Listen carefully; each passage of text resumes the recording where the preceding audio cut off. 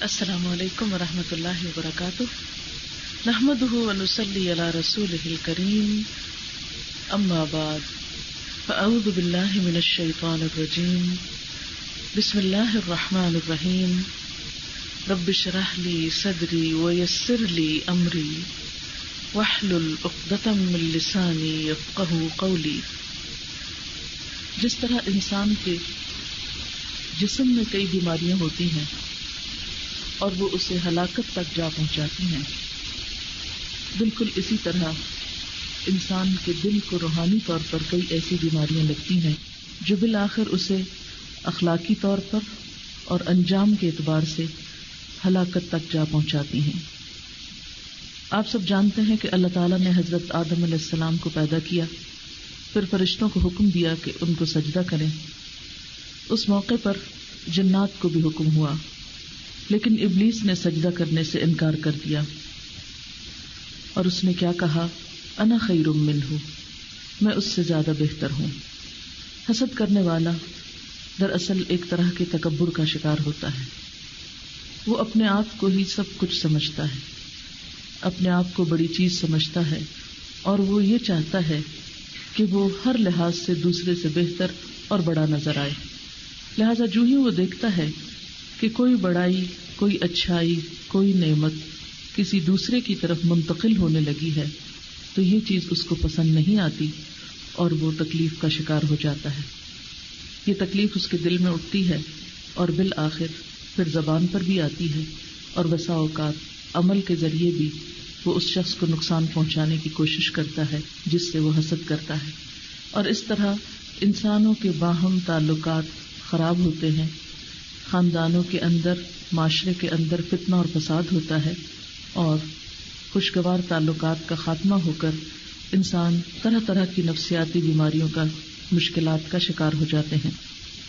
حضرت آدم علیہ السلام کی زمین پر آنے کے بعد اللہ تعالیٰ نے ان کو اولاد عطا کی۔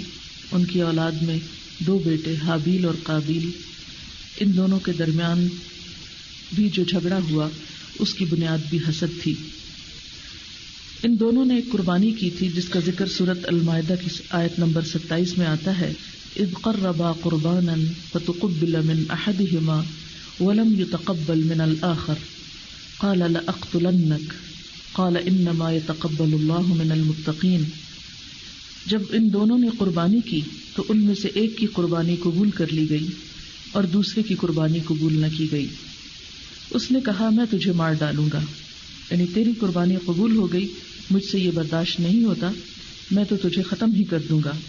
اس نے جواب دیا، اللہ تو متقی لوگوں کی نظر قبول کرتا ہے، اگر تو مجھے قتل کرنے کے لیے ہاتھ اٹھائے گا تو میں تجھے قتل کرنے کے لیے ہاتھ نہ اٹھاؤں گا۔ گویا اس قتل کا سبب بھی بنیادی طور پر حسد تھا جو ایک بھائی کو دوسرے بھائی سے ہوا۔ پھر اسی طرح ہم دیکھتے ہیں کہ حضرت یوسف علیہ السلام اپنے بھائیوں کے حسد کا نشانہ بنے تھے، جس کے نتیجے میں انہیں کنویں میں پھینکا گیا، اور پھر اس کے بعد انہوں نے اپنے اس گناہ کو چھپانے کے لیے طرح طرح کے جھوٹ بھی بولے اور ظلم کا ایک لامتناہی سلسلہ چل پڑا۔ تو آئیے دیکھتے ہیں کہ حسد کی ڈیفینیشن کیا ہے۔ حسد کس کو کہتے ہیں؟ حسد کہتے ہیں کسی صاحب نعمت سے اس کی نعمت کے زائل ہونے کی تمنا کرنا، یعنی کوئی بھی شخص جس کے پاس کوئی نعمت ہے، کوئی خوبی ہے، اللہ کا کوئی فضل ہے، انعام ہے، کوئی نعمت ہے، تو اس کو برداشت نہ کر سکنا اور یہ چاہنا کہ یہ نعمت یا یہ خوبی اس شخص سے ختم ہو کر رہ جائے، یعنی کوئی بھی طریقہ ہو تو دوسرے شخص کو وہ نعمت نہ ملے، یا مل چکی ہے تو وہ اس سے ختم ہو جائے، اور اگر ختم نہیں ہوتی تو پھر آگے بڑھ کر حاسد خود اسے ختم کرنے کے لیے تدبیریں کرنے لگتا ہے۔ حسد کس سے کیا جاتا ہے؟ گویا دوسرے لفظوں میں ہر صاحب نعمت سے کیا جاتا ہے۔ آپ صلی اللہ علیہ وسلم نے فرمایا، اپنے ارادوں کی تکمیل میں رازداری سے کام لیا کرو، کیونکہ ہر صاحب نعمت حسد کیا جاتا ہے۔ کل ذی نعمت محسود، یعنی جس کے پاس بھی کوئی نعمت ہوگی کوئی نہ کوئی اس کا حاسد ضرور پیدا ہو جائے گا۔ نعمتوں میں مثال کے طور پر مال، اولاد، دنیا میں ملنے والا کوئی عہدہ، رتبہ، مرتبہ، وغیرہ وغیرہ، یعنی کوئی بھی چیز جو نعمت میں آتی ہو. اور نہ صرف یہ کہ دنیاوی نعمتوں پر، بعض اوقات دین کی نعمت پر بھی حسد کیا جاتا ہے. تو ہم دیکھتے ہیں کہ حضور صلی اللہ علیہ وسلم سے حسد جو بنی اسرائیل کی طرف سے ہوا، یہود کی طرف سے ہوا. قرآن پاک میں اسی کا ذکر کرتے ہوئے اللہ تعالیٰ فرماتے ہیں ام یحسدون الناس علی ما آتاہم اللہ من فضلہ، یا یہ لوگوں سے حسد کرتے ہیں اس پر جو اللہ تعالیٰ نے انہیں اپنے فضل سے عطا کیا ہے. یہود کا یہ حسد صرف نبی صلی اللہ علیہ وسلم سے ہی نہیں تھا، بلکہ آپ کے جتنے بھی فالوورز تھے ان سب سے تھا. اور ہم دیکھتے ہیں کہ وہ 1400 سالوں میں کم نہیں ہوا، بلکہ آج تک اس کے اثرات دنیا میں نظر آتے ہیں. ارشاد باری تعالیٰ ہے وَدَّ كَثِيرٌ مِّنْ أَهْلِ الْكِتَابِ لَوْ يَرُدُّونَكُم مِّن بَعْدِ إِيمَانِكُمْ كُفَّارًا حَسَدًا مِّنْ عِندِ أَنفُسِهِمْ. ان اہل کتاب کے اکثر لوگ محض حسد اور بغض کی بنا پر تمہیں ایمان سے ہٹا دینا چاہتے ہیں اور واپس کفر کی طرف پھیرنا چاہتے ہیں. یعنی ان لوگوں کا خیال یہ تھا کہ آخری نبی ان کی نسل میں سے آئے گا. جب یہ اعزاز انہیں نہیں ملا تو انہوں نے ضد میں آ کر حضور صلی اللہ علیہ وسلم کی نبوت کو پہچاننے کے باوجود بھی انکار کر دیا، یعنی اس کو نہیں مانا. اللہ سبحانہ وتعالیٰ قرآن پاک میں فرماتے ہیں یعرفونہ کما یعرفون ابناءہم، وہ حضور صلی اللہ علیہ وسلم کو اس طرح پہچانتے ہیں جس طرح کوئی شخص اپنے بیٹے کو پہچانتا ہو.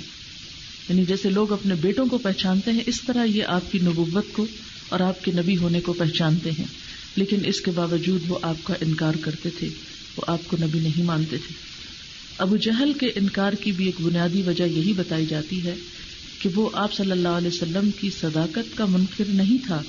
اس کو مشکل یہ تھی کہ اس کے خیال میں قریش میں سے جو بنو ہاشم کا خاندان تھا اس کے حصے میں بہت سے اور اعزازات تھے، اور اب نبوت بھی ان کے حصے میں آ گئی. ان کے خاندان کو چونکہ یہ اعزاز نہیں ملا، اس وجہ سے وہ آپ کو جاننے کے باوجود اور آپ کی نبوت کا دل سے قائل ہونے کے باوجود صرف ضد اور حسد کی بنا پر آپ پر ایمان نہیں رکھتا تھا. جب کوئی بھی شخص حسد کا شکار ہو جاتا ہے تو سب سے بڑی مشکل اس کو یہ ہوتی ہے کہ وہ حق کے قبول کرنے اور کسی چیز کے اعتراف سے محروم ہو جاتا ہے، اور یہ انکار خود اس کے اپنے لیے نقصان دہ ہوتا ہے. حضرت زکریا علیہ السلام کی ایک روایت آتی ہے، کہتے ہیں کہ اللہ تعالیٰ نے فرمایا حاسد میری نعمت کا دشمن ہے اور میرے فیصلے پر غصہ کرتا ہے، اور جو کچھ میں نے اپنے بندوں کے درمیان تقسیم کر دیا ہے وہ اس سے خوش نہیں.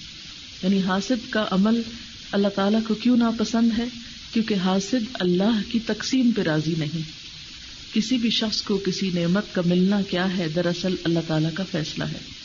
مثلاً اگر کسی کو شکل و صورت اچھی ملی ہے تو اس میں اس شخص کا اپنا ذاتی کمال تو نہیں کہ آپ اس سے حسد کریں، وہ تو اللہ تعالیٰ نے اس کی ایسی شکل بنائی.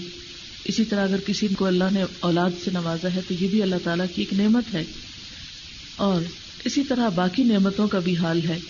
تو جو شخص حسد کرتا ہے وہ دراصل اللہ تعالیٰ سے ناراضگی کا اظہار کرتا ہے اور اللہ کے فیصلے پر راضی نہیں ہوتا، لہٰذا یہ گناہ پھر ایک کبیرہ گناہ بن جاتا ہے. اب یہ کہ ہم حسد کو کیسے پہچان سکتے ہیں؟ یعنی ابھی تک تو ہو سکتا ہے ہم سوچتے ہوں کہ فلاں شخص مجھ سے یا فلاں سے حسد کرتا ہے، لیکن مسئلہ اس وقت تک حل نہیں ہوگا جب تک ہم اپنے اندر کا جائزہ نہیں لیں گے اور خود کو نہیں پہچانیں گے کہ کہیں یہ بیماری ہم کو تو نہیں لگی ہوئی، کہیں کسی طرح ہم تو اس کا شکار نہیں، کیونکہ یہ کبیرہ گناہ بھی ہے اور ہمارے اپنے لیے انتہائی نقصان دہ بھی ہے.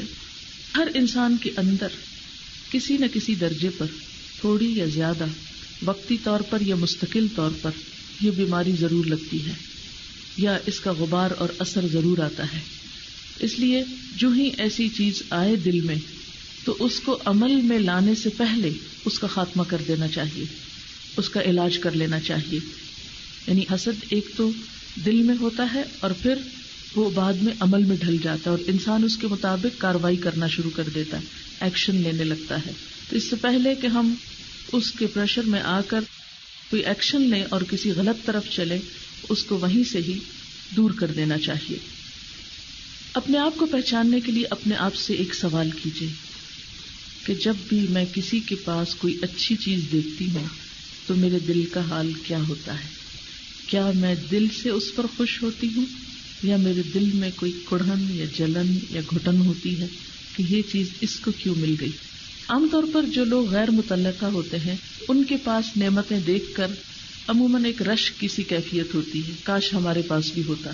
لیکن حسد عموماً قریب ترین لوگوں سے کیا جاتا ہے، اپنے برابر کے لوگوں سے کیا جاتا ہے، یا اپنے رشتہ داروں سے یا میل جول کے لوگوں سے جن کے ساتھ انسان کے قریبی تعلقات ہوتے ہیں.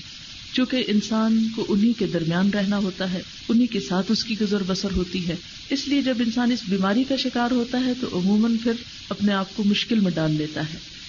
لہذا خود کو خود جج کریں کہ جب کسی کے پاس نعمت ہو کسی بھی طرح کی، دین کی یا دنیا کی، مال کی یا اولاد کی یا کوئی بھی، تو اس کو دیکھ کر، اور خاص طور پر وہ نعمت اگر آپ کے اپنے پاس نہ ہو تو پھر آپ کے دل کا حال کیا ہوتا ہے. اسی لیے ہمیں کیا حکم دیا گیا ہے کہ جب بھی ہم کسی صاحب نعمت کے پاس نعمت دیکھیں تو ہم اس کو اس پر مبارکباد دیں. بارک اللہ لکا، اللہ تمہیں اس میں برکت دے، اور اس پر اس کے لیے دعا گو ہوں. ہمارے ہاں یہ جو رواج ہے نا کسی کی خوشی پہ مبارک دینے کا، یہ بھی دراصل حسد کے ازالے کا ایک طریقہ ہے. یعنی اسلام نے یہ ایک طریقہ ہمیں سکھایا ہے کہ ہم دوسرے کی خوشی میں شریک ہوں. اور اس موقع پر عام طور پر آپ دیکھیں جیسے کوئی بچہ پیدا ہوتا ہے یا کوئی شادی ہوتی ہے یا کوئی نیا گھر بناتا ہے یا کوئی بھی دنیا کی نعمت آتی تو عموماً کیا کیا جاتا ہے، جا کر مبارک دیتے ہیں اور کوئی تحفہ وغیرہ ساتھ لے کر جاتے ہیں. وہ اس بات کا اظہار ہوتا ہے کہ میرا دل تمہارے لیے بہت اچھے جذبات رکھتا ہے، اور بیسٹ وشز کے جو لفظ ہم بولتے ہیں وہ اسی وجہ سے بولتے ہیں کہ ہمارے دل میں نیک تمنائیں ہیں، ہمارے دل میں کوئی بد دعا نہیں ہے، کوئی حسد نہیں، کوئی جلن نہیں. ہم یہ نہیں چاہتے کہ یہ نعمت تم سے چھن جائے یا چلی جائے. پھر اسی طرح یہ ہے کہ اندر سے خود کو خود پہچان سکتے ہیں. کچھ ظاہری علامتیں بھی ہوتی ہیں، اور ظاہری علامتوں میں عام طور پر کیا ہوتا ہے کہ جب کسی کو نعمت ملتی ہے تو انسان کے چہرے کا رنگ بدل جاتا ہے. یعنی جو خوش نہیں ہوتا اس کی مسکراہٹ پھیکی ہو جاتی ہے. یعنی وہ جبرن یا زبردستی تو مسکراتا ہے لیکن اس مسکراہٹ میں کوئی خوبصورتی نہیں ہوتی، کوئی کشش نہیں ہوتی، اور وہ دل سے نہیں ہوتی. اس لیے اگر انسان کسی کے اندر یہ کیفیت محسوس کرے کہ اس کے اندر ایسا محسوس ہو رہا ہو تو اس کو درگزر کرے، معاف کر دے. لیکن اگر اپنے اندر ایسی چیز محسوس ہو رہی ہو تو پھر اپنے آپ کو اسپیئر نہ کرے، چھوڑے نہیں جب تک کہ اپنا علاج نہ کر لے. انشاءاللہ آگے میں علاج کے کچھ طریقے بتاؤں گی. پھر اسی طرح یہ ہے کہ حاسد کے اندر کچھ اور اخلاقی خرابیاں بھی نظر آتی ہیں. مثلاً یہ کہ حاسد لوگ عموماً اپنے منہ میاں مٹھو بنے رہتے ہیں، اپنی تعریفیں بہت کرتے ہیں، کیونکہ تکبر کی پیداوار ہے نا، انہوں نے خود کو منوانا ہوتا ہے.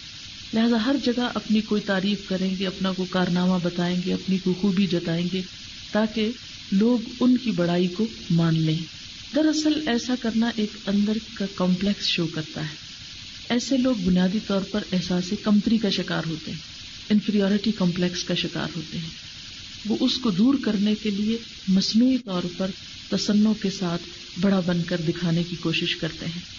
پھر اسی طرح یعنی ڈومیننٹ رویہ اختیار کرتے ہیں، اپنی بات منوا کے چھوڑتے ہیں، ہر بحث میں جیتنا چاہتے ہیں، اپنی آرگیومنٹ کو اوپر رکھنا چاہتے ہیں.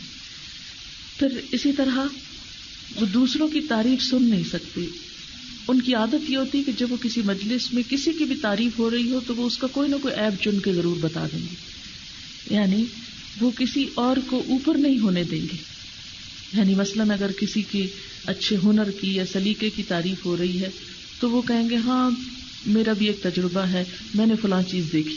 اس کا کیا مطلب ہے کہ ایسا شخص پر غیبت کا شکار بھی ہو جاتا ہے. اور بعض اوقات جب غیبت سے تسلی نہیں ہوتی تو بہتان تراشی کا بھی شکار ہو جاتا ہے.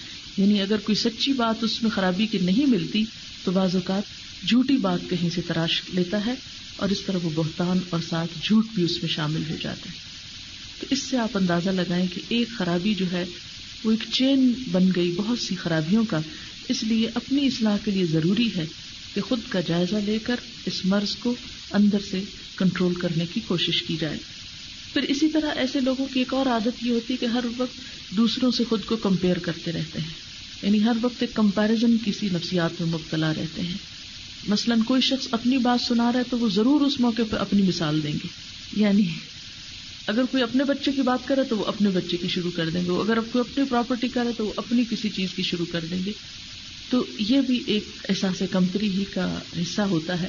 ایسے لوگوں کے پاس کوئی تعمیری بات، کوئی لوگوں کی خیرخواہی کی یا بھلائی کی یا اچھی نصیحت کی یا اچھے مشورے کی یا اچھی رہنمائی کی کوئی بات نہیں ہو سکتی. تو امت مسلمہ کو تو اللہ تعالیٰ نے پیدا ہی اس لیے کیا تھا کہ وہ لوگوں کے اندر خیر کو عام کرے، لوگوں کا بھلا کرے. دین کی تو تعریف ہی کیا ہے کہ الدین النصیحہ، دین تو ہے ہی خیر خواہی کا نام.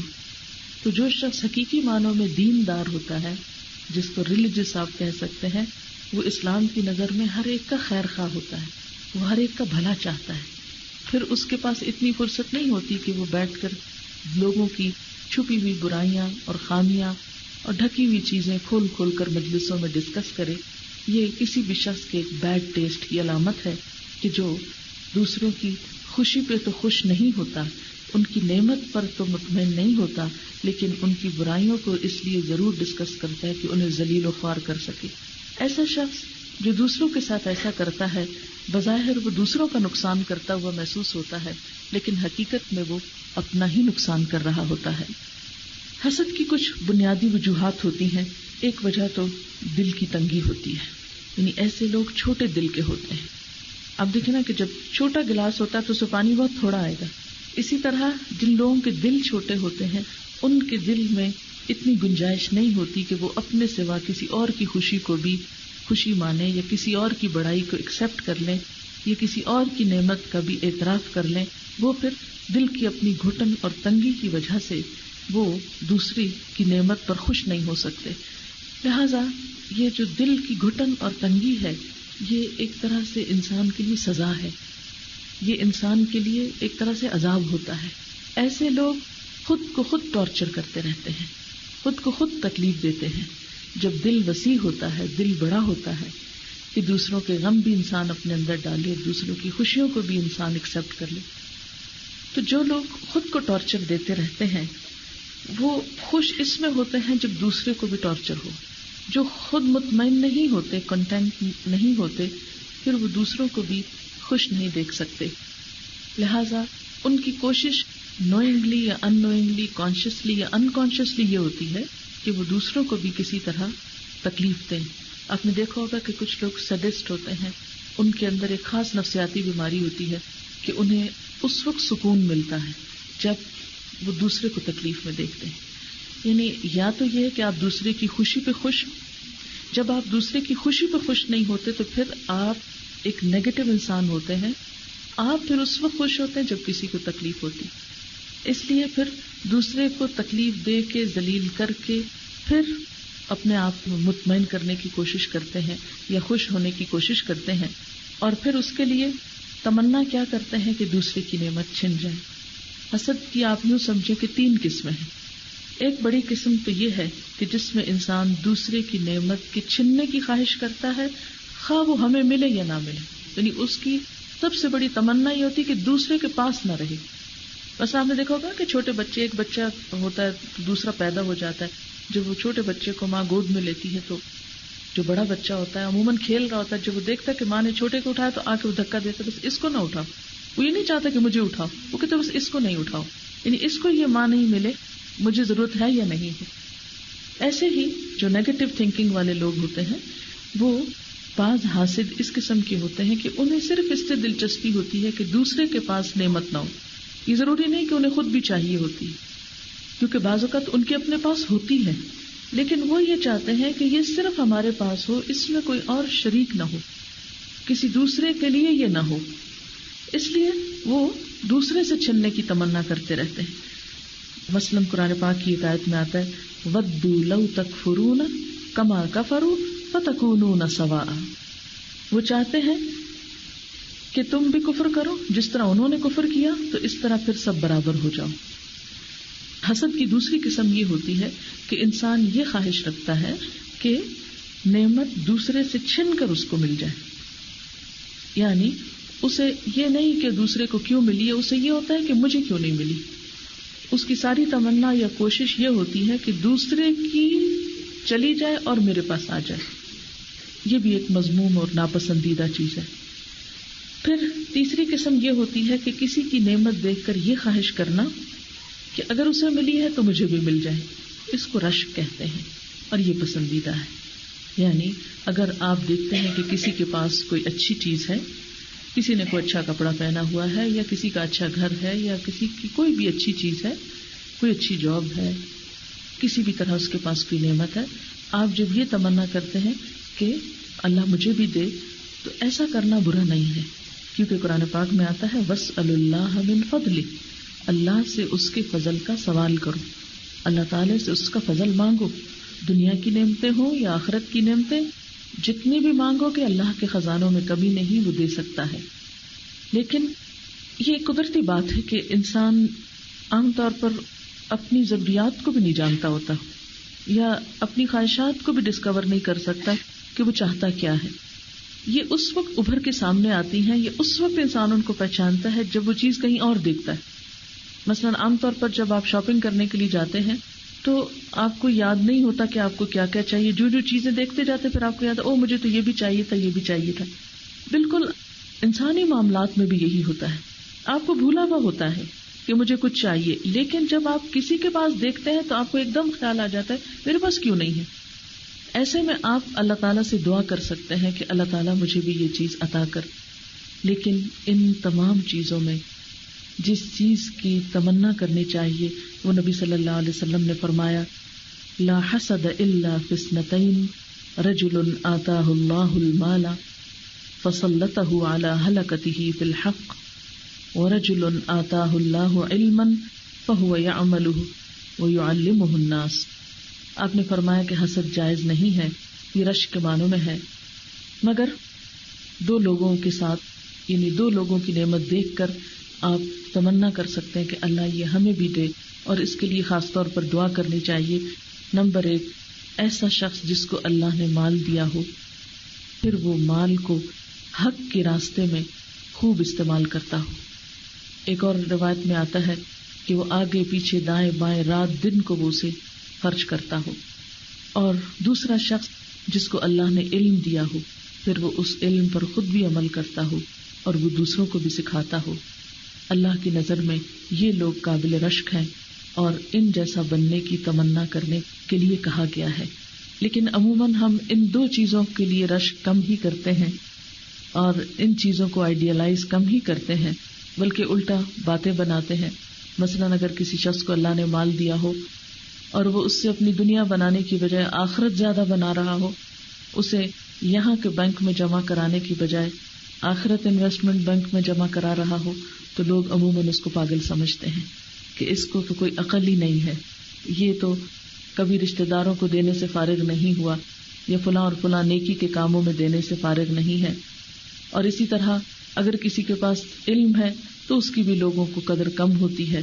وہ عموماً مال کے پیچھے اس طرح دوڑتے ہیں کہ شاید یہی سارے مسائل کا حل ہے. حالانکہ اگر دیکھا جائے تو مال سارے مسائل کا حل نہیں ہے. بہت سے لوگ مال کے ہوتے ہوئے بھی بے شمار مسائل رکھتے ہیں. لیکن یہ مال چونکہ انسان کی کمزوری ہے، قرآن پاک میں اللہ تعالیٰ خود فرماتے ہیں اِنَّهُ لِحُبِّ الْخَيْرِ لَشَدِيدٌ، کہ وہ مال کی محبت میں بہت شدید ہے. تو یہ کمزوریاں تو انسان کے اندر ہیں ہی، لیکن ہمارا امتحان بھی یہی ہے کہ ان کا علاج کر کے، جیسے آپ دیکھیں کہ مختلف لوگ مختلف طرح کی بیماریاں یا کمزوریاں رکھتے ہیں جسمانی طور پر. پھر ہم کیا کرتے ہیں، ہم معلوم کر لیتے ہیں کہ ہمارے اندر کس چیز کی کمی ہے، پھر اپنی فوڈ میں اس کی کوانٹٹی انکریز کر دیتے ہیں، یا سپلیمنٹ لیتے ہیں، کوئی دوا لیتے ہیں تاکہ ہمارے اندر وہ کمی پوری ہو جائے اور ہم ایک صحت مند انسان ہو جائے. مثلا آپ نے دیکھا ہوگا کہ کچھ لوگوں کو تھائرائڈ کی بیماری ہو جاتی ہے، اس کے لیے ان کو تھائرائڈ کی دوا لینی پڑتی ہے ایکسٹرا، جس سے وہ ان کا لیول اس کا بحال ہوتا ہے تو وہ ایک بہتر ایکٹیو انسان بنتے ہیں، مثلا خاص طور پر اگر کمی ہو جائے. اسی طرح کچھ اور چیزوں کی کمی جسم کے اندر، کیلشیم کی کمی ہو تو کیلشیم کا ایکسٹرا سپلیمنٹ آپ لیتے ہیں، خون کی کمی ہو تو اس کو بڑھانے کے لیے آپ تدبیریں سوچتے ہیں. تو بالکل اسی طرح ہمارے اندر ایمانی اعتبار سے، دینی اعتبار سے بھی بہت سی کمزوریاں ہو سکتی ہیں کہ جن کی اصلاح اور جن کی کمی پوری کرنے کے لیے ہمیں ایکسٹرا ڈوز لینے کی ضرورت ہوتی ہے، اور ہر انسان کی ضرورت مختلف ہو سکتی ہے. اس لیے ہم میں سے ہر ایک کو یہ چاہیے کہ وہ اپنا جائزہ لیتا رہے اور یہ دیکھتا رہے کہ کہاں کس چیز کی کمی ہے تاکہ اسے پورا کرے اور وہ دنیا میں بھی ایک بہتر انسان بن کر جی سکے. یاد رکھیے کہ ہمارا دین جو ہے وہ اس لیے آیا ہے کہ ہمیں دنیا میں بھی ایک پرسکون، مطمئن اور اچھا انسان بننے کا طریقہ سکھائے. اور دنیا میں جیسے ہم ہوں گے پھر آخرت اس کا دوسرا حصہ ہے. آخرت کو آپ یوں سمجھ سکتے ہیں جیسے یہ ایک کاغذ ہے. اس کاغذ کے اس حصے کو آپ دنیا سے تشبیہ دے سکتے ہیں. جو کچھ آپ اس وقت کر رہے ہیں یا جو کچھ یہاں لکھا ہوا ہے، قیامت کے دن جب یہ ورقہ پلٹا جائے گا تو یہی اس کی دوسری طرف نظر آئے گا، کچھ اور نہیں ہوگا.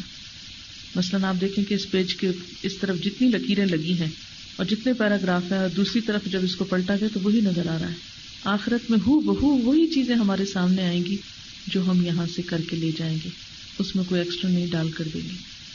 لہٰذا یہ جو وقت ہے ہمارا اس زندگی کا، یہ بہت قیمتی وقت ہے. اس میں ہمارا امتحان یہ ہے کہ ہم اچھے بہترین انسان بنیں جس سے خود ہماری اپنی زندگی کی اصلاح ہو، ہم ایک پرسکون انسان بنیں. نمبر 2 یہ کہ اللہ تعالیٰ کی نظروں میں ہم ایک اچھے انسان ہوں، وہ ہمیں دیکھے تو خوش ہو جائے. اور نمبر 3 یہ کہ جب ہماری اصل زندگی شروع ہو. یاد رکھیے کہ ہم ایک ٹرانزٹ میں ہیں. جیسے آپ مثلاً یہاں سے لندن جاتے ہیں تو راستے میں اگر آپ مثلاً KLM پہ فلائی کر رہے ہیں تو ہو سکتا ہے کہ آپ کو راستے میں وہاں 1-2 گھنٹے کے لیے رکنا پڑے اور پھر اس کے بعد آپ اپنے فائنل ڈیسٹینیشن پہ پہنچتے ہیں. اسی طرح ہم کچھ نہ تھے، اللہ تعالیٰ نے ہمیں پیدا کیا. اب ہم یہاں ایک خاص وقت کے لیے انتظار میں ہیں، پھر اس کے بعد ہماری موت ہوگی، پھر اس کے بعد دوبارہ زندگی ہوگی، اور وہ ہے ہماری اصل منزل. وہ ہے زندگی، وہ زندگی وہ ہے جسے پھر ختم نہیں ہونا، اور وہ ہماری اصل لائف شروع ہوگی. جب اس سے پہلے کا یہ وقت جو ہے یہ تو صرف ایک ٹیسٹ کے لیے ہے کہ کس کو کدھر بھیجنا ہے. جیسے آپ نے دیکھا ہوگا نا کہ مثلا بہت سے لوگ ایمریٹس سے سفر کرتے ہیں، تو مجھے بھی اس دفعہ اس کے ذریعے آنے کا اتفاق ہو تو میں نے دیکھا کہ ہمارے جہاز میں بہت مختلف قسم کے لوگ بیٹھے ہوئے تھے. جو ہی فلائٹ اتری تو تھوڑے سے لوگ شہر کے اندر گئے اور اکثریت جو تھی وہ دوبارہ اگلے بورڈنگ پاس کے لیے مختلف کاؤنٹرز پہ آ گئی اور ایک رش لگ گیا نیکسٹ فلائٹس کے لیے. تو اب کیا ہے کہ وہاں سے وہ ڈائریکشن دے رہے تھے کہ کس کو کدھر جانا ہے. بالکل اسی طرح ہم بھی دنیا میں ایک سفر میں ہیں، پھر مرنے کے بعد ہمارا سب کے لیے ایک ڈائریکشن متعین ہوگی کہ کون کس کے قابل ہے، کس کو کدھر جانا ہے، کس کے پاس کون سا بورڈنگ پاس ہے، جنت کا یا جہنم کا، اور اس کے مطابق پھر اس کو اس طرف بھجوا دیا جائے گا. یہ زندگی، یہ امتحان ہے. ہم اس بہت بڑے دھوکے میں مبتلا ہیں، ہم سمجھتے ہیں یہ رہنے کی جگہ ہے. ہمارے سارے غم اور خوشیاں اس سے لگے ہوئے ہیں، ہماری ساری محنت اور کوشش صرف اس کے لیے ہے. ہم یہ بھول جاتے ہیں کہ ہم کل کے لیے ہیں، آج کے لیے نہیں، کل کے لیے ہیں. اصل زندگی کیا ہے؟ وَإِنَّ الدَّارَ الْآخِرَةَ لَهِيَ الْحَيَوَانُ. آخرت کا گھر جو ہے اصل میں وہ زندہ رہنے کی جگہ ہے، وہ ہے اصل گھر. اور جب تک ہماری یہ سوچ نہیں درست ہوگی اس وقت تک ہمارے اعمال درست نہیں ہو سکتے اور ہم اپنی اصلاح کی فکر نہیں کر سکتے، اور بسا اوقات اپنے ہی غلط کاموں کے ذریعے اپنے عمل کو ضائع کرتے رہتے ہیں. اب میں ایک تھوڑی سی بات اس پر کروں گی کہ حسد کا نقصان کیا ہے. یعنی اگر ہم حسد کی اصلاح نہیں کرتے اپنی تو اس کا نقصان کیا ہے. آپ نے وہ مشہور حدیث سنی ہوگی، سب سے پہلا نقصان تو یہ ہے کہ انسان کی نیکیاں ختم ہونے لگتی ہیں. یعنی حسد نیکیوں کو اس طرح کھا جاتا ہے جیسے سوکھی لکڑیوں کو آگ کھاتی ہے. یعنی جس انسان کو حسد کی بیماری لگ جاتی ہے پھر وہ اپنی ہی کی ہوئی محنت سے نیکیوں کو جلا کے رکھ دیتا ہے. پھر اسی طرح نیکیاں جلنے کے علاوہ انسانی تعلقات کبھی بھی درست نہیں ہو سکتے جہاں حسد کی بیماری ہو، جہاں ایک مقابلے بازی کی کیفیت ہو. آپس میں جینے کا جو حسن ہے، مثلا شوہر اور بیوی کے درمیان تعلقات جو ہیں، یا ساس بہو کے درمیان، یا بہن بھائیوں کے درمیان، یا اور جتنے بھی رشتے ہیں، یہ ان کا جو حسن ہے وہ باہم اعتماد پر ہے. اور کس بات کا اعتماد؟ کہ ہم ایک دوسرے کے لیے اچھے جذبات رکھتے ہیں. لیکن اگر ایک بھی یہ محسوس کرے کہ دوسرا مجھ سے حسد کرتا ہے اور دوسرا میری نعمت کے چھننے کی تمنا کرتا ہے تو پھر آپ جواب میں کبھی بھی اس کے لیے اچھے جذبات رکھ نہیں سکتے، اور اس طرح زندگی جہنم بن کے رہ جاتی ہے. پھر اسی طرح آپ نے دیکھا ہوگا کہ بہت سے لوگ جلنے کوڑنے کی بیماری کی وجہ سے خود مزید بیماریوں کا شکار ہو جاتے ہیں. اب بہت سے لوگ ایسی ایسی بیماریوں کا شکار ہیں، ڈاکٹرز کے پاس جاتے ہیں، سارے کے سارے ٹیسٹ کراتے ہیں، کچھ بھی نہیں نکلتا. وہ کہتے ہیں آپ کو کچھ نہیں، بس آپ سوچتے بہت ہیں. تو کبھی سوچا دے کہ ہم کیا سوچتے ہیں؟ کبھی اس کا نام ڈپریشن رکھ لیا، کبھی کوئی رکھ لیا، لیکن بیسیکلی آپ کیا سوچتے ہیں؟ ایسی ہی تو نیگیٹو تھنکنگ سوچتے ہیں کہ جس کی وجہ سے ہم خوش نہیں رہتے. اچھی بلی نعمتیں ہونے کے باوجود بھی ہم ایک انجانی بیماری کا شکار ہیں، اور وہ بیماریاں دراصل ہماری روحانی بیماریاں ہوتی ہیں جن کو دنیا کے جو مشینیں ہیں ٹیسٹ کی اس میں ہم نہیں دیکھ سکتے. پھر اسی طرح ہم دیکھتے ہیں کہ انسان جو حاسد ہوتا ہے مسکرانے کی صفت سے عاری ہو جاتا ہے، کیونکہ اس کے دل میں خوشی نہیں ہوتی نا، تو وہ چہرے پہ آتی ہی نہیں. اور آپ دیکھیں کہ دنیا میں کوئی چہرہ جو مسکراتا ہو وہ ہو نہیں سکتا کہ خوبصورت نہ لگے یا اسے کوئی ناپسند کرے. یعنی ہر مسکراتا چہرہ جو ہے وہ دوسرے کے لیے ایک خوشی کا پیغام لاتا ہے. جو شخص حاسد ہوتا ہے وہ اپنی اس خوش اخلاقی اور خوشی سے محروم ہو جاتا ہے. پھر آپ دیکھیں گے کہ ایسے لوگوں کی گفتگو میں طنز، تانے، ٹانٹ بہت ہوتی ہے، جو ٹانٹ کے تیر سے ہر وقت دوسروں کو زخمی کرتے رہتے. وہ جس سے بھی بات کریں گے ایک اگریسو وے میں بات کریں گے، اور اس اگریشن کی وجہ سے وہ دوسروں کے لیے مستقل طور پر ایک اذیت کا سبب بنتے ہیں. پھر وہ اذیت دیتے ہیں دوسرے کو، ان کو خود پتہ نہیں ہوتا، پھر خود ہی رونے بیٹھ جاتے ہیں کہ ہم سے کوئی اچھا سلوک نہیں کرتا. حالانکہ وہ بھول جاتے ہیں کہ وہ خود ہی ایسی کچھ حرکتیں کر رہے ہیں کہ جس کی وجہ سے کوئی بھی ان کو پاس رکھنا یا ان کے پاس رہنا پسند نہیں کرتا. پھر اسی طرح آپ دیکھیں کہ یہ جو ایک ٹیم ورک ہوتا ہے، خواہ وہ گھر کے اندر ہو یا کسی انسٹیٹیوٹ کے اندر، یعنی میں نے زیادہ تر کنسنٹریشن اپنی اس ٹاپک میں خاندانی زندگی رکھی ہے، لیکن یہ حسد جو ہے صرف خاندانوں میں نہیں ہوتا، جاب پلیس پہ بہت حسد ہوتا ہے.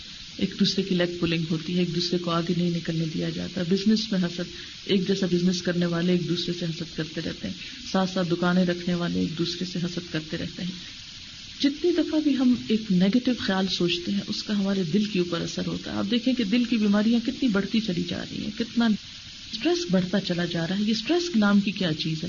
یہ بھی تو اسی وجہ سے ہے نا کہ ہمارے اندر وہ خوشی نہیں رہی اور ایک نیگیٹو تھنکنگ ہے ہمارے اندر، جس کی وجہ سے ہم بہت سی چیزیں ہونے کے باوجود بھی ان کو انجوائے نہیں کر سکتے، وہ خوشی نہیں پا سکتے، کیونکہ ہم ایک اور ہی کڑھن اور جلن میں مبتلا ہیں. پھر اسی طرح یہ ہے کہ جب آپ دوسروں کو تعاون کھو دیتے ہیں، ایک ٹیم ورک کھو دیتے ہیں، تو آپ بہت بڑا نقصان کرتے ہیں. آپ ایک طرح سے تنہا رہ جاتے ہیں، اکیلے ہو جاتے ہیں، اور اس سے آپ کو معاشرتی طور پر ایک سیٹ بیک ملتا ہے. پھر اسی طرح یہ ہے کہ جس سے آپ حسد کرتے ہیں بعض اوقات اس کو تو کوئی نقصان نہیں ہوتا یا اس کو پتہ بھی نہیں ہوتا، لیکن اس سے پہلے خود آپ کا دل میلا یا کالا ہو چکا ہوتا ہے، آپ غم کی اور دکھ کی کیفیت سے گزر چکے ہوتے ہیں. تو اس طرح جس سے حسد ہو رہا ہے وہ تو کبھی بعد میں سفر کرے گا، لیکن خود آپ پہلے ہی مرحلے پر ایک وکٹم ہو گئے اپنے ہی کیے گا. پھر اسی طرح بہت سی اور اخلاقی برائیاں، بد اخلاقی وغیرہ جو ہے یہ اسی کے نتیجے میں سامنے آتی ہے.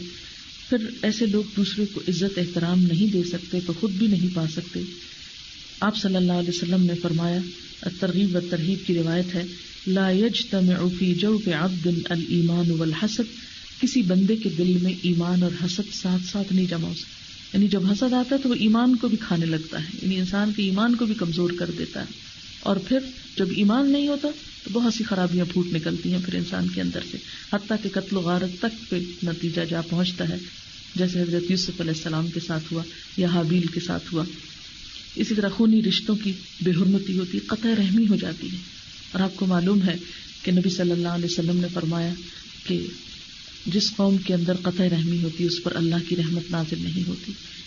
ایک اور جگہ پر آتا ہے، لا يدخل الجنۃ قاطع رحم، رحم یا رشتہ داریوں کو کاٹنے والا جنت میں داخل نہ ہو سکے گا. یعنی بعض اوقات بھائی بھائی سے کٹ جاتا ہے، بہن بہن سے کٹ جاتی ہے، کیونکہ اس قسم کی بیماریاں جو ہے وہ انسان کو لگی ہوتی ہیں.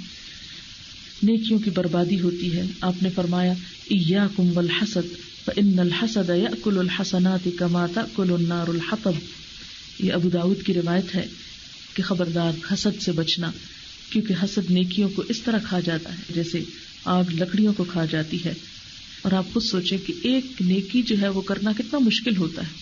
ایک نماز ہی کو دیکھ لیں کہ اس کو پڑھنا کتنا مشکل کام ہے. انسان وضو کرتا ہے، اپنے کام کاج چھوڑتا ہے، نیند آرام چھوڑتا ہے، محنت کرتا ہے، پھر جا کر ایک عبادت ہوتی ہے، اور اس کے بعد انسان اٹھ کے کسی سے حسد شروع کر دے اور وہ ساری نماز کا صفایا ہو جائے. تو اس انسان نے کیا پایا، کیا حاصل کیا؟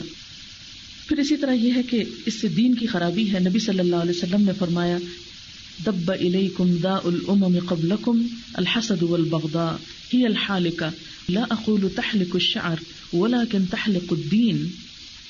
تمہاری طرف پچھلی قوموں کی بیماریاں حسد اور بغض سرایت کر آئیں گی جو مونڈ ڈالیں گی، جو بالکل جیسے سر کو شیو کرتے ہیں نا، اسی طرح سر کو مونڈنے کے لیے لفظ استعمال ہوتا ہے کہ ہی الحالقہ، وہ تو مونڈ ڈالیں گی. میں یہ نہیں کہتا کہ بالوں کو مونڈ دینے والی ہیں، بلکہ یہ تو دین کو مونڈ دینے والی ہیں. یعنی وہاں دین رہ ہی نہیں سکتا جہاں حسد آ جاتا ہے. یعنی جن لوگوں کے اندر یہ چیز آتی ہے ان کے تو پھر دین کا صفایا ہو جاتا ہے. عملی طور پر بھی نیکیاں کھائی جاتی ہیں اور ویسے بھی نیکی کا کوئی کام کرنے کے لیے پھر دماغ خالی نہیں ہوتا. پھر اسی طرح شیخ سعدی فرماتے ہیں کہ میں مدرسہ نظامیہ میں پڑھتا تھا. ایک شاگرد مجھ سے حسد کرتا تھا. میں نے اپنے استاد سے شکایت کی کہ جب بھی میں حدیث بیان کرتا ہوں تو میرا فلاں ساتھی مجھ سے حسد کرتا ہے. استاد نے کہا تمہارے ساتھی نے حسد کر کے اگر اپنے لیے جہنم کا ایک دروازہ کھولا تو تم نے چغلی کر کے اپنے لیے جہنم کا دوسرا دروازہ کھول دیا. ظاہر ہے کہ اس کے بعد بدگمانی شروع ہو جاتی ہے. ایاکم والظن فإن الظن اکذب الحدیث. پتہ نہیں وہ کرتا ہے یا نہیں کرتا، لیکن وہ انسان کو ایک وہم لاحق ہو گیا. پھر اس کے بعد جا کے شکایتوں کا دروازہ کھل گیا تو انسان کی نیکیاں بھی برباد ہوئی. یعنی انسان غیر محسوس طریقے سے خرابی کے اس رستے پہ چل پڑتا ہے کہ جس کا انسان کو پھر احساس بھی نہیں ہوتا کہ وہ کر کیا رہا ہے. پھر اسی طرح یہ ہے کہ آپ صلی اللہ علیہ وسلم نے یہ بھی فرمایا 2 بھوکے بھیڑیے بکریوں کو اتنا نقصان نہیں پہنچا سکتے جس قدر مال کی حرص اور حسد مسلمانوں کے دین کو برباد کرنے والا ہے. یعنی بھیڑیا جو ہے وہ بکریوں کا دشمن ہوتا ہے. اگر ایک گلے میں 2 بھیڑیے چھوڑ دیے جائیں بھوکے ہوں تو وہ چیر پھاڑ کے ان کو رکھ دیں. فرمایا وہ اتنا بڑا نقصان نہیں ہوگا جتنا ان لوگوں کی طرف سے دین کو پہنچے گا جو حسد کا شکار ہوتے ہیں. اور افسوس کے ساتھ یہ کہنا پڑتا ہے کہ بعض اوقات بڑے اچھے نیک نمازی لوگ، بہت دین والے لوگ جو ہوتے ہیں وہ ایسی بعض چیزوں کا شکار ہو جاتے ہیں کہ جس کی وجہ سے وہ ایک دوسرے کی جڑیں کاٹتے رہتے ہیں، ایک دوسرے کی مخالفت کرتے رہتے ہیں اور اچھے کام میں بھی دوسرے کو بلا وجہ کرٹیسائز کرتے رہتے ہیں، جس سے دوسروں کا امیج بھی خراب ہوتا ہے اور اپنی نیکیاں بھی برباد ہوتی ہیں اور صرف شیطان کے خوش ہونے کے سوا کوئی چیز حاصل نہیں ہوتی. پھر اسی طرح ایسے لوگوں کے اعمال قبول نہیں ہوتے. حدیث میں آتا ہے ہر سوموار اور جمعرات کو انسانوں کے اعمال اللہ تعالیٰ کے سامنے پیش کیے جاتے ہیں. اللہ تعالیٰ اس دن میں سوائے مشرکین کے باقی لوگوں کی بخشش فرما دیتا ہے، لیکن جن 2 آدمیوں کے درمیان کینہ کپٹ ہوتا ہے ان کی مغفرت نہیں فرماتا اور فرماتا ہے کہ ان دونوں کو ابھی روکے رکھو، یعنی ان کے اعمال ابھی روکے رکھو یہاں تک کہ یہ دونوں آپس میں میل ملاپ کر لیں.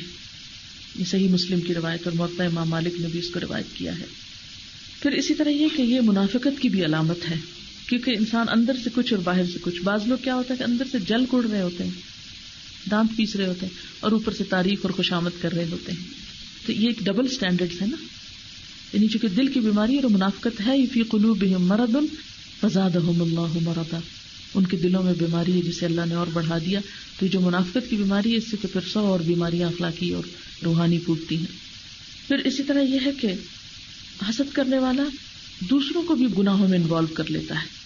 یعنی اس کی کڑن اس وقت تک چین نہیں پاتی جب تک وہ دوسروں کو بھی بٹھا کے تمہیں پتہ چلا فلاں کا یہ ہوا، فلاں کی ایسی بات ویسی، یعنی وہ اوروں کو بھی ساتھ انوالو کر کے ان کا بھی ایمان خراب کرتا ہے اور ایک بری مجلس کو جنم دیتا ہے جس میں دوسروں کے لیے بدمزگی کے سوا کچھ نہیں ہوتا. پھر اسی طرح یہ ہے کہ حسد سے بچا کیسے جائے، یعنی انسان کیا کرے کہ وہ حسد کی بیماری سے نجات پائے. نبی صلی اللہ علیہ وسلم نے اخلاقی برائیوں سے بچنے کی تلقین کرتے ہوئے فرمایا ایاکم والظن فإن الظن اکذب الحدیث ولا تحسسوا ولا تجسسوا ولا تنافسوا ولا تحاسدوا ولا تباغضوا ولا تدابروا وكونوا عباد اللہ اخوانا. ایاکم والظن، لوگوں گمان کرنے سے بچو. فإن الظن اکذب الحدیث، کیونکہ گمان سب سے جھوٹی بات ہے. یعنی دوسرے کے بارے میں محض خیال سے، قیاس آرائی سے کام لینا. میرا خیال ہے کہ اس نے ایسا کیا ہوگا، میرا خیال ہے فلاں ایسا ہے اور ویسا ہے. ولا تحسسوا، اور ٹوہ نہ لگاؤ. ولا تجسسوا، تجسس نہ کرو. یعنی جب انسان کو برا گمان ہو تو پھر اس کے بعد وہ ٹوہ نہ لگانا شروع کر دے، تجسس نہ کرنا شروع کر دے. ولا تنافسوا، اور ایک دوسرے سے تنافس نہ کرو، یعنی ایک دوسرے کے ساتھ جیسے وہ ایک مقابلہ بازی ہوتی ہے. ولا تحاسدوا، ایک دوسرے سے حسد نہ کرو. ولا تباغضوا، آپس میں بغض نہ رکھو. ولا تدابروا، اور ایک دوسرے سے پیٹھ نہ پھرو، کیونکہ جب حسد ہوتا ہے پھر انسان دوسرے کو ملنا بھی نہیں چاہتا، منہ موڑ کے دوسری طرف جا بیٹھے گا یا اس کو اگنور کرنے کی کوشش کرے گا، یہ صحیح طرح بات نہیں کرے گا، بد اخلاقی سے بات کرے گا. نبی صلی اللہ علیہ وسلم نے فرمایا لوگ اس وقت تک بھلائی پر رہیں گے جب تک کہ وہ ایک دوسرے سے حسد نہ کریں گے، یعنی لوگوں کے اندر خیر اور بھلائی ہی رہے گی. پھر یہ ہے کہ جب بھی انسان کسی خرابی سے بچنا چاہے تو سب سے پہلے اس کے لیے نیت اور پکا ارادہ چاہیے. یعنی جب تک ہم اپنے ساتھ خود سچے نہیں، جب تک ہم اپنا علاج خود نہیں چاہتے، جب تک ہم اپنی شفا خود نہیں چاہتے، اس وقت تک کوئی ہمارے لیے کیا کر سکتا ہے؟ کیونکہ یہ جو دل کی بیماری ہے ان کو تو آپ خود ہی ڈائگنوز کریں گے، کوئی تو آپ کو آ کے نہیں بتائے گا کہ تم اس بیماری کا شکار ہو. لہٰذا نیت کے ساتھ پھر دوسری چیز یہ ہے کہ اللہ تعالیٰ سے دعا کریں کہ اللہ تعالیٰ یہ ہمارے دل سے بیماری نکال دے. اس کے لیے ہمیں دعا بھی سکھائی گئی ہے، ربنا اغفر لنا ولإخواننا الذین سبقونا بالایمان ولا تجعل فی قلوبنا غلا للذین آمنوا ربنا انک رؤوف الرحیم. اے ہمارے پروردگار ہمیں بخش دے اور ہمارے ان بھائیوں کو بھی جو ہم سے پہلے ایمان لا چکے، یعنی جو نیکی میں سبقت کر چکے، اور ایمان والوں کی طرف سے ہمارے دل میں کینہ اور دشمنی نہ ڈال. یعنی جو بھی تیرے محبوب بندے ہیں ہمارے دل میں ان کے لیے کوئی برے خیالات نہ ہوں. اے ہمارے رب بے شک تو شفقت اور مہربانی کرنے والا ہے. تو انشاءاللہ تعالیٰ جب آپ دوسرے اپنے مسلمان بہن بھائیوں کے لیے دعا کریں گے اور ان کے لیے برکت کی دعا کریں گے تو انشاءاللہ تعالیٰ اس سے بھی فائدہ ہوگا. حضرت انس روایت کرتے ہیں کہ نبی صلی اللہ علیہ وسلم نے فرمایا یا بنی ان قدرت ان تصبح وتمسی لیس فی قلبک غش لأحد فافعل. حضرت انس حضور صلی اللہ علیہ وسلم کے خادم تھے. 10 سال کے تھے تو ان کی والدہ ہاتھ پکڑ کر لے آئی اور کہنے لگی اے اللہ کے رسول صلی اللہ علیہ وسلم، میرا یہ بیٹا لکھنا جانتا ہے، یہ آپ کی خدمت کرے گا. اور پھر جب تک حضور صلی اللہ علیہ وسلم زندہ رہے وہ آپ کے ساتھ رہے. اور وہ روایت کرتے ہیں کہ آپ صلی اللہ علیہ وسلم نے مجھے کبھی کسی بات پہ ڈانٹا نہیں اور کبھی یہ نہیں کہا کہ یہ کیوں نہیں کیا اور یہ کیوں کیا. بہرحال بہت ہی اچھا معاملہ تھا حضرت انس کے ساتھ حضور صلی اللہ علیہ وسلم کا. تو آپ ان کی تربیت بھی کرتے تھے. فرمایا کہ اے میرے بیٹے، اگر تم اس بات پہ قادر ہو کہ صبح اور شام اس طریقے پر کرو کہ تمہارے دل میں کسی کے لیے کوئی کینہ نہ ہو تو تم ایسا ہی کرو. گویا صبح و شام احتساب کرنے کی ضرورت ہے. یعنی ہر روز جب انسان سوئے تو دیکھے کہ اس کے دل میں کسی کے لیے کوئی برا تو نہیں، اور اگر ہے تو اپنے آپ کو انالیسس کرے، دعا مانگے اور پرسکون نیند سوئے، کیونکہ حاسد پرسکون نیند نہیں سو سکتا. جب آپ اٹھتے ہیں تو ہوتا ہی ہے کہ جس کے ساتھ آپ کی کوئی کھٹ پٹ ہوتی ہے تو آنکھ کھلتے ہی پہلا خیال اس چیز کا آتا ہے، یعنی وہ انسان کے ذہن پہ غالب ہوتی ہے. تو اس وقت انسان پھر دن کے آغاز میں اللہ تعالیٰ سے توبہ استغفار کر کے اپنی اصلاح کی کوشش کرے. پھر یہ ہے کہ انسان اس بات کو سوچے کہ حسد کو چھوڑنے سے مجھے کیا ملے گا.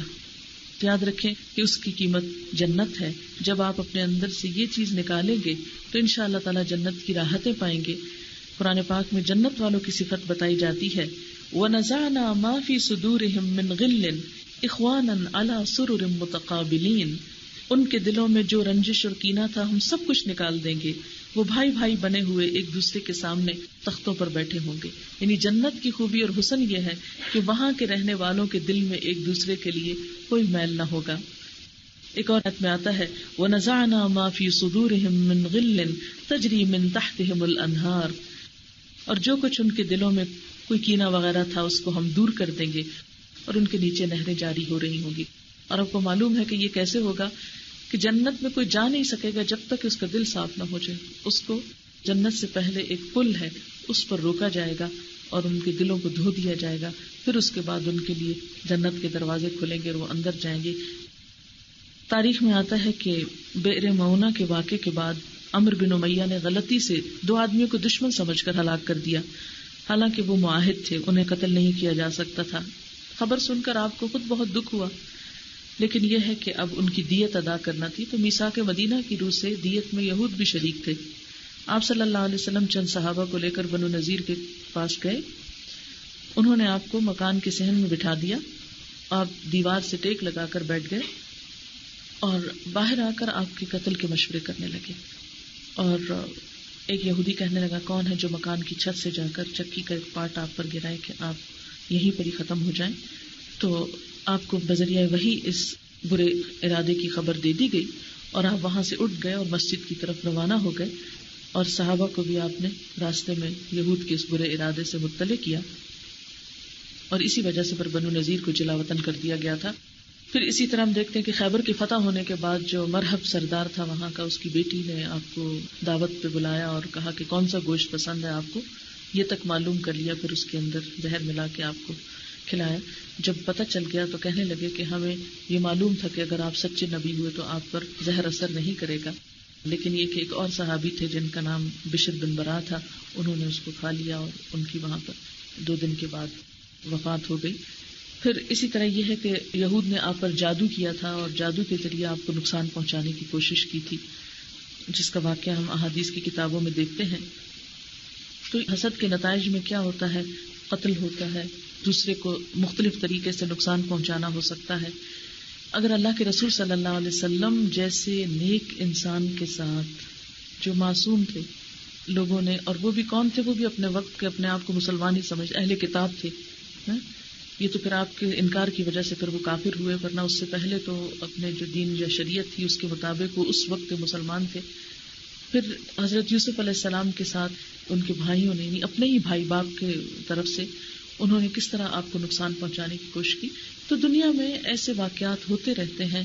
یہ نہیں کہ ضرور کوئی شخص برا ہی ہو تو لوگ اس کے ساتھ برائی کرتے ہیں. بسا اوقات آپ برائی نہ بھی کریں تو بھی لوگ آپ کی اچھائی کو بھی برائی کے رنگ میں لے کر آپ کو نقصان پہنچانے کی کوشش کریں گے. ایسے میں اللہ پر توکل کریں, اللہ سے دعا مانگیں, اپنی زبان کو بند رکھیں اور اپنی طرف سے لوگوں کی طرف سے دل صاف رکھیں. اگر کوئی اور آ کر کہنے کی اور برگلانے کی کوشش بھی کرے تو بھی ان کی ہدایت کی دعا مانگ کر صبر سے کام لیں.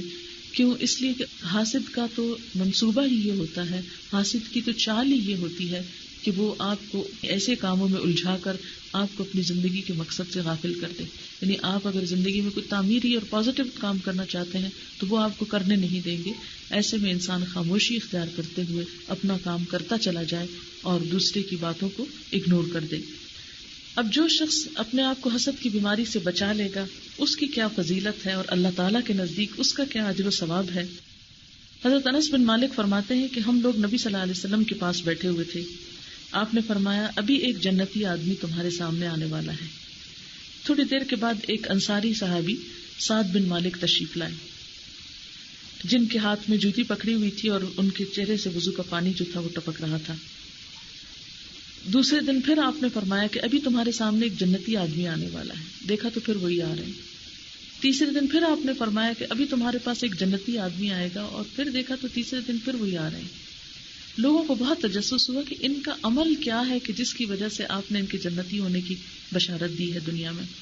کچھ صحابہ تھے نا جن کو دنیا میں جنت کی بشارت ملی تھی. لہٰذا ہم دیکھتے ہیں کہ حضرت عبداللہ بن عمر ان کے پیچھے گئے اور کہا کہ میں 3 دن آپ کے پاس رہنا چاہتا ہوں, مجھے اپنے پاس ٹھہرنے کی جگہ دیں حتیٰ کہ 3 راتیں گزر جائیں. سعد بن مالک نے اجازت دی. عبداللہ بن عمر 3 دن ان کے گھر ٹھہرے اور ان کے حالات اور عبادات پہ اچھی طرح غور کرتے رہے کہ سارا دن کیا کرتے ہیں. اللہ کے رسول صلی اللہ علیہ وسلم نے ان کو جنتی کہا ہے. دن کو بھی دیکھتے, رات کو بھی دیکھتے کہ رات میں کتنی نماز پڑھتے ہیں.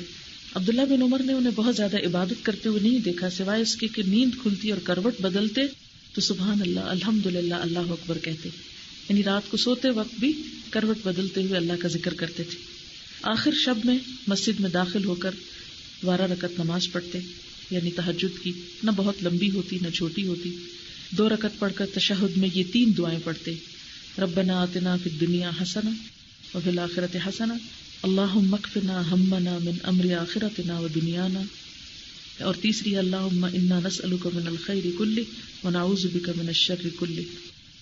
کہتے ہیں کہ جب 3 راتیں گزر گئیں تو میں نے سعد بن مالک سے کہا کہ میں تو صرف یہ دیکھنے کے لیے آیا تھا کہ آپ کیا عمل کرتے ہیں, کہ میں نے نبی صلی اللہ علیہ وسلم کو 3 دن تک ایک آدمی کو جنتی قرار دینے کے بارے میں دیکھا اور وہ آپ تھے. میں نے چاہا کہ آپ کے پاس ٹھہر کر آپ کا عمل دیکھوں, لیکن میں نے ان 3 دنوں میں آپ کو کوئی غیر معمولی کام کرتے ہوئے نہیں دیکھا.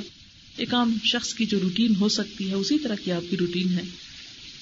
وہ کہنے لگے کہ میرے عمل تو یہی ہیں جو آپ نے مجھ میں دیکھے ہیں، لیکن اس کے ساتھ 2 باتیں اور ہیں. اور وہ کیا ہیں؟ نمبر 1، میں کسی مسلمان سے کینہ نہیں رکھتا، یعنی میرے دل میں کسی کے لیے کھوٹ نہیں، اور نہ ہی کسی بھلائی پر جو اللہ نے کسی کو دے رکھی ہو اس سے حسد کرتا، یعنی نہ میں کسی سے حسد کرتا ہوں نہ کسی سے دل میلا رکھتا ہوں. عبداللہ بن عمر نے کہا یہی وہ چیز ہے جس نے آپ کو اس درجے پہ پہنچا دیا ہے. یعنی ہم بعض اوقات ظاہری نیکیوں کی طرف تو بہت توجہ دیتے ہیں یا ظاہری کاموں کو تو بہت اپریشیٹ کرتے ہیں، لیکن بھول جاتے ہیں کہ ہمارے اندر کا حال کیا ہے. صفائی ستھرائی پاکیزگی ہم میں سے ہر ایک کو بہت پسند ہے، لیکن وہ صرف ظاہر کی حد تک ہوتی ہے کہ ہمارے کپڑوں پہ سلوٹ نہ ہو، کپڑوں کا شیڈ جو ہے وہ خراب نہ ہو، کوئی دھاگا نہ لٹکتا ہو، کوئی ادھڑا ہوا نہ ہو، چہرے پہ کوئی ایکسٹرا بال نہ ہو، یعنی کہیں سے کنگھی ہماری خراب نہ ہو. لیکن اندر کتنے بال ہیں، اندر کتنی نجاستیں بھری ہوئی ہیں، کتنے کھوٹ کپٹ کینے بوس حسد رکھے ہوئے، اس کی فکر نہیں کرتے. اصل طہارت اور خوبصورتی اور صفائی صرف ظاہر کی نہیں ہوتی جب تک کہ اندر کی نہ ہو جائے، اور اندر کی صرف آپ خود کر سکتے ہیں. باہر کی تو ہم لوگوں کے ڈر سے کرتے رہتے ہیں، کوئی کیا کہے گا، وہ کیا کہے گا، وہ کیا کہے گا، لیکن اندر کس نے دیکھنا ہے اس لیے فکر ہی نہیں کرتے. جیسے بہت سے لوگ گھر کے اندر کے حصے کی صفائی نہیں کریں گے، ڈرائنگ روم وغیرہ بہت سارے لوگوں نے دیکھنا ہے. تو اس لیے ہم اگر لوگوں سے ڈرتے ہیں تو اللہ سے کیوں نہیں ڈرتے؟ لوگوں کی حیا ہے تو اللہ کی کیوں نہیں، جو ہمارے دلوں کے اندر تک دیکھتا ہے، وہ چیزیں دیکھتا ہے جس کو ہم خود بھی نوٹس نہیں کرتے. حضرت عبداللہ بن عمر رضی اللہ تعالیٰ عنہ فرماتے ہیں کہ پوچھا گیا کہ اے اللہ کے رسول صلی اللہ علیہ وسلم، سب سے بہتر کون ہے؟ آپ نے فرمایا ہر مخموم القلب اور سچی زبان والا. لوگوں نے کہا یہ سچی زبان والے کو تو ہم جانتے ہیں، لیکن یہ مخموم القلب کیا ہے؟ آپ نے فرمایا پرہیزگار، صاف ستھرا، ایسا شخص جس میں نہ گناہ ہو، نہ ظلم ہو، نہ کینہ ہو، نہ حسد ہو. یعنی ایسا شخص اللہ تعالیٰ کا محبوب بندہ ہوتا ہے. اور وہ کہتے ہیں نا کہ ان اللہ لا ينظر الى صورکم واموالکم ولکن ينظر الى قلوبکم واعمالکم. اللہ تمہاری صورتیں اور تمہارے مال نہیں دیکھتا، وہ تمہارے دل اور تمہارے اعمال کو دیکھتا ہے. حضرت ابو ذر رضی اللہ تعالیٰ عنہ روایت کرتے ہیں کہ نبی صلی اللہ علیہ وسلم نے فرمایا وہ شخص فلاح کو پہنچ گیا، یعنی کامیاب ہو گیا، جس نے اپنے دل کو ایمان کے لیے خالص کر لیا اور اپنے دل کو صاف کر لیا، اور جس کی زبان سچی ہے اور نفس مطمئن، اور اپنی طبیعت کو حسن خلق کے سانچے میں ڈھال لیا. ایسا شخص اس کو عرش الہی کا سایہ نصیب ہوگا. روایات میں آتا ہے حضرت موسیٰ علیہ السلام نے ایک شخص کو عرش الہی کے سائے میں دیکھا تو اس کے مرتبے کو دیکھ کر ان کے دل میں رشک آیا کہ یہ مرتبہ اگر مجھے ملتا تو کتنا اچھا تھا. انہوں نے اللہ تعالیٰ سے اس کا نام پوچھا. اللہ تعالیٰ نے فرمایا کہ اس کے نام سے کیا غرض، میں اس کے کام بتا دیتا ہوں جس کی وجہ سے وہ اس مقام پر ہے. یہ شخص 3 کام کیا کرتا تھا. نمبر 1، لوگوں پر اللہ کے انعام دیکھ کر حسد نہ کرتا. نمبر 2، اپنے ماں باپ کی نافرمانی نہ کرتا. اور نمبر 3، کہ لوگوں کی چغلی ایک سے لے کے دوسرے سے نہ کرتا. یہ اخلاق جس کے اندر پیدا ہو جائیں وہی دراصل کامیاب ہے اور وہی اللہ کے قریب ہونے کا مستحق ہے. اصل میں حاسد کی جو سائیکی ہے وہ یہ ہے کہ اللہ کی تقسیم پہ راضی نہیں ہے، وہ اللہ کے فیصلوں پہ راضی نہیں ہے، جبکہ ایمان کا حصہ ہے تقدیر پر ایمان. یعنی ایمان مکمل نہیں ہوتا جب تک تقدیر پر ایمان نہ. اور تقدیر پر ایمان میں کیا چیز آتی ہے کہ اللہ تعالیٰ کے جو فیصلے ہیں ہمارے بارے میں یا لوگوں کے بارے میں ان کے اوپر راضی ہونا. اگر ہم سے بڑھ کر کسی کو کچھ ملا ہے یا ہماری زندگی میں کوئی کمی ہو گئی ہے تو اس کو ایکسپٹ کر لینا. نبی صلی اللہ علیہ وسلم جب ہر رات بستر پر لیٹتے تھے تو دونوں ہاتھوں کو دعا مانگنے کی طرح ملا کر قل هو اللہ احد، قل اعوذ برب الفلق اور قل اعوذ برب الناس پوری صورتیں پڑھ کر ہاتھوں پر دم کر کے پہلے سر پر، پھر بدن کے اگلے حصے پر، پھر بدن کے باقی حصے پر، جہاں جہاں ہاتھ جاتا پھیر لیا کرتے. یہ عمل آپ 3 بار کرتے تھے، یعنی خود کو خود دم کرنا. یہ روز کی روز جو انسان کو روحانی تکلیفیں یا جو بھی سمجھے نظر وزر تو سب اس سے رات کو اتارا ہو جاتا ہے. آپ صلی اللہ علیہ وسلم سونے سے پہلے سورۃ ملک اور الف لام میم تنزیل یعنی سجدہ پڑھا کرتے تھے. یہ دونوں صورتیں اپنے پڑھنے والوں سے عذاب قبر کو روکتی ہیں. جو آدمی لیٹتے وقت اپنے بستر پر آیت الکرسی پڑھتا ہے تو اللہ تعالیٰ کی طرف سے ایک فرشتہ مقرر کیا جاتا ہے جو رات بھر اس کی حفاظت کرتا ہے اور صبح تک اس کے پاس شیطان نہیں آتا. یعنی سوتے ہوئے بھی انسان کی ایک طرح سے حفاظت ہوتی ہے اور اس میں چاروں طرف پھونک مارنے کا عمل بھی ملتا ہے. سورۃ البقرہ کی آخری 2 آیات سونے سے پہلے پڑھنے والے کو اللہ تعالیٰ تمام آفتوں سے محفوظ رکھتے ہیں. کون سی یہ 2 آیتیں؟ آمن الرسول بما انزل الیہ من ربہ والمؤمنون سے آخر تک. آپ صلی اللہ علیہ وسلم سوتے وقت اپنا دایاں ہاتھ اپنے دائیں رخسار یعنی گال کے نیچے رکھ کر قبلے کی طرف منہ کر کے دائیں کروٹ پر سوتے تھے. لیکن ہمارے بیڈ روم جو بنتے ہیں اس وقت تو ہم دھیان نہیں کرتے کہ کس رخ پہ بن رہے ہیں یا کیسے. بہرحال اور یہ دعا 3 بار پڑھا کرتے تھے. اللہم قنی عذابک یوم تبعث عبادک، اے اللہ مجھے اپنے عذاب سے بچانا جس دن آپ اپنے بندوں کو قبروں سے اٹھائیں گے. اور پھر اللہم بسمک اموت و احیا پڑھتے. حضرت فاطمہ رضی اللہ تعالیٰ عنہا نے آپ صلی اللہ علیہ وسلم سے اپنی تھکاوٹ کی شکایت کی اور ایک خادمہ کی درخواست کی کہ میرے پاس نوکر نہیں ہے. تو آپ نے فرمایا اے فاطمہ سوتے وقت 33 بار سبحان اللہ، 33 بار الحمدللہ اور 33 بار اللہ اکبر پڑھ لیا کرو، اس طرح تمہاری تھکاوٹ دور ہو جائے گی. اور یہ وظیفہ میں نے خود بھی آزمایا ہے کہ جب تھکاوٹ ہو تو اسے پڑھ کے اگر انسان لیٹے تو نیند جلدی آ جاتی ہے، کیونکہ ویسے بھی اللہ کے ذکر سے دلوں کو اطمینان ملتا ہے. اچھا اب آپ سوال کر لیجیے. دم کر کے پانی پینا جو ہے، اصل میں نا پانی کے اندر پھونک نہیں مارنی چاہیے، کیونکہ وہ حضور صلی اللہ علیہ وسلم نے غذا کے اوپر پھونک مارنے سے منع کیا ہے. ویسے بھی آپ کو پتہ ہے کاربن ڈائی آکسائڈ جو ہوتی ہے وہ انسان کے سانس کے ساتھ آتی ہے. لیکن یہ ہے کہ اس بات کا تجربہ کیا گیا ہے ریسنٹلی، جاپان میں شاید ایک ریسرچ ہوئی ہے یہ، کہ ان لوگوں نے پانی کو سامنے رکھ کے اس پر اچھے الفاظ پڑھے اور پھر اس کے جو کرسٹلز تھے اس کی مائکرو تصویریں لی. آپ کو پتہ نا جب انسان بولتا ہے نا تو اس کے منہ سے کچھ لہریں نکلتی ہیں نا، آپ کریں تو ویوز ہوتی ہیں. وہ ویوز جو ہیں وہ ٹریول کرتی ہیں، دوسرے کے کان تک جاتی ہیں، یا اگر سامنے کوئی پانی رکھا ہے یا کچھ تو اس پر بھی جاتی ہیں، اس پر بھی اثرات ہوتے ہیں. سارے ماحول پہ ایک طرح سے اثر ہوتا ہے.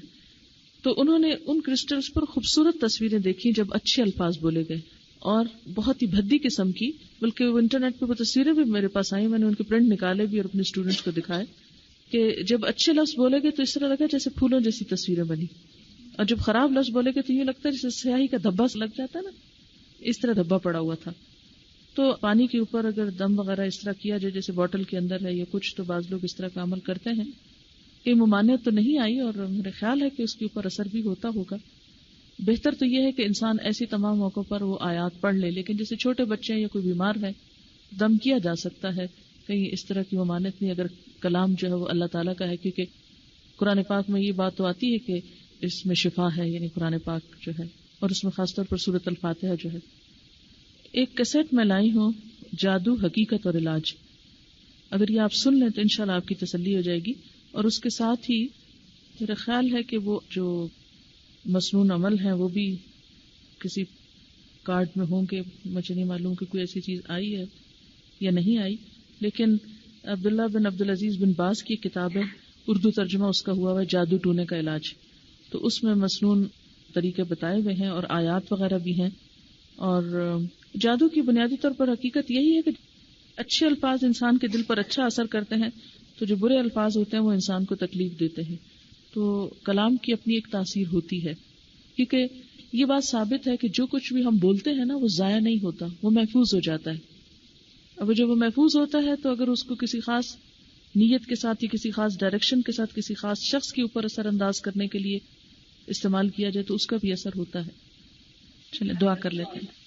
سبحان اللہ والحمد للہ ولا الہ الا اللہ واللہ اکبر ولا حول ولا قوة الا باللہ العلی العظیم.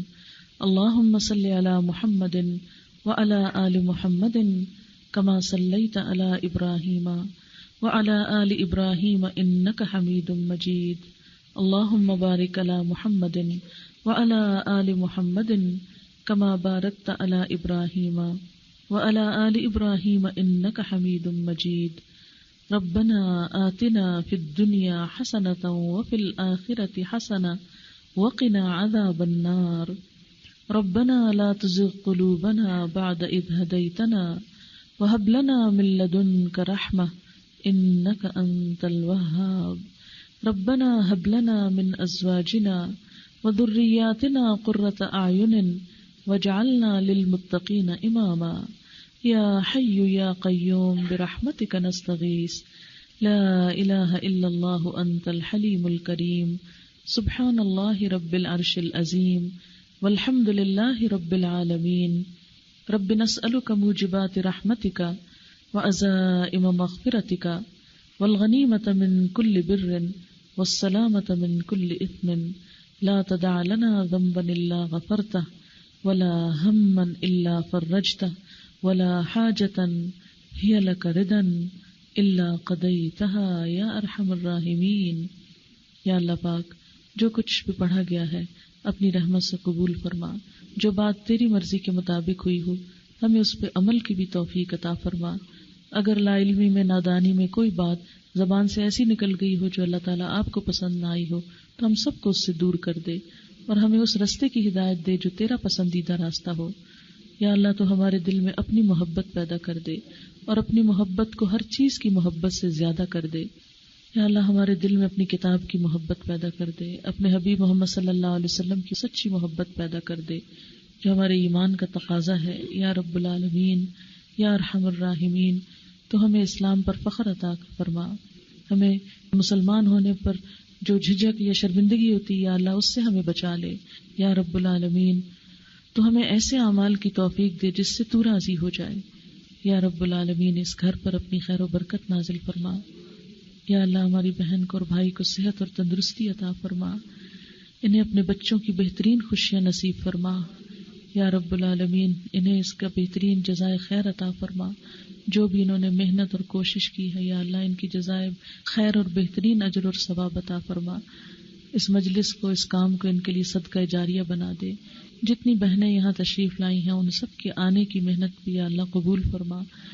یا اللہ جو وقت بھی ہم نے لگایا ہے اسے اپنے لیے خالص کر لے اور اسے قبول کر لے، اور اس میں کوئی ریاکاری اور کوئی دکھاوا اور کوئی بھی ناپسندیدہ چیز نہ ہو۔ یا اللہ تو ہمارے گناہوں کو بخش دے، یا اللہ ہمارے دلوں کو سکون عطا کر دے۔ یا اللہ تو ہمیں زندگی میں جو بھی مشکلات ہیں ان سب کو ہمارے لیے آسان کر دے، ہمارے بچوں کو ہدایت عطا کر دے، انہیں دنیا اور آخرت کی کامیابی عطا فرما۔ یا اللہ ہم سے وہ کام لے لے جس سے تو راضی ہو جائے۔ یا اللہ تو ہم سب کو اپنی رحمت سے ڈھانپ لے۔